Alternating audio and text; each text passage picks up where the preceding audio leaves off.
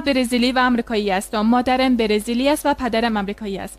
بیشتر در برزیل پرورش یافتم. در شهر پالو بودم.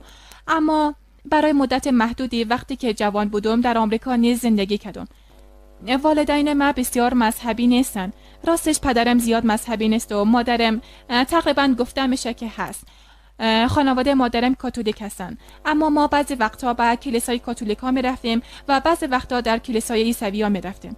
یگانه چیزی که من به خود تلقین میکردم این بود که من هرگز از یگان دین خاص پیروی نمیکنم، به خاطر که فکر میکردم بعضی وقتا دین مردم بیش از اینکه متحد بسازه اونا را پراگنده میسازه. واقعا یک معجزه شد که من به اسلام علاقه‌مند شدم.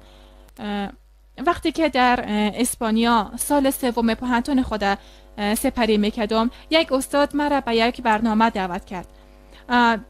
در اونجا من بسیار ناشنا بودم. در اونجا من همراه شی سلک، شی هیرودس و شی حمزه یوسف ملاقات کردم.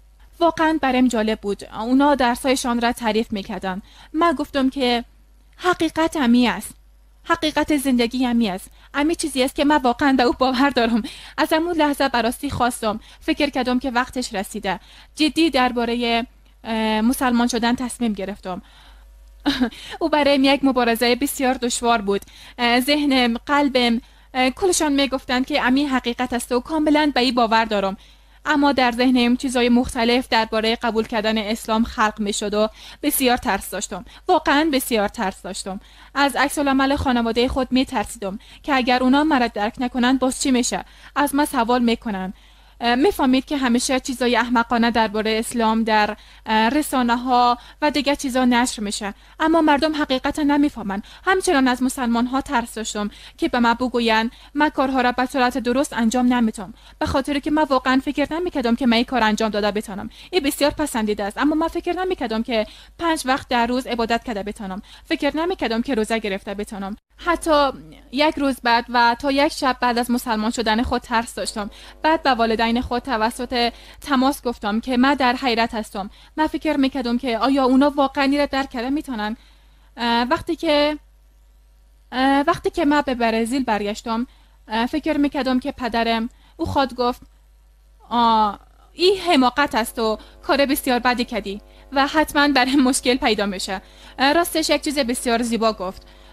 وقتی که همراهش گپ میزدم گفت اگر اسلام تو را به خدا نزدیکتر میسازه پس برایت بسیار خوشحال هستم.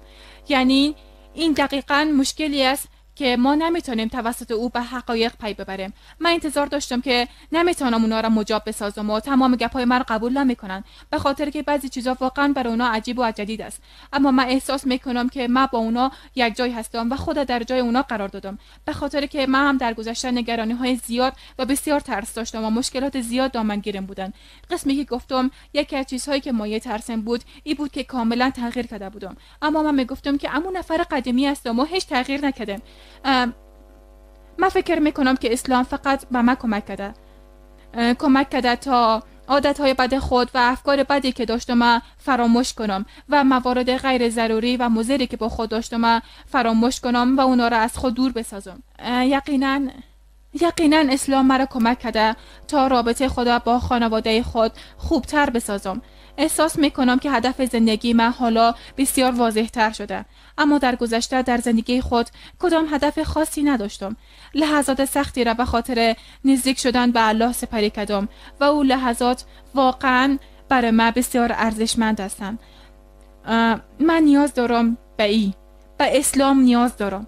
اگر کوشش کنین بهترین شخص نسبت به افراد دور و بر خود شدن میتونین، به خاطر که اسلام واقعا رابطه شما را با مردم دیگر توسعه میده.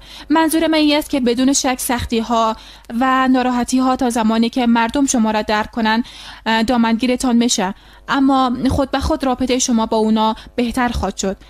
و می خاطر من براتون میگم، میخوایم ایره بگویم بهترین کار که رابطه شما را با خانواده تان خوب میکنه ای است که خودتان بسازید. همیشه ترس من زیادتر از حد معمول بوده است. واقعا از چیزایی که میترسیدم به اندازه ترسم نبودن. بعد از تمام گپ‌ها خودتان ایره درک میکنید که اسلام چقدر به شما کمک میکنه. تغییرات شما طبیعی خواهد بود. تغییراتی است که از قلب شما سرچشمه میگیره. این تغییرات شما را انشاءالله میتونه که به الله نزدیکتر بسازه.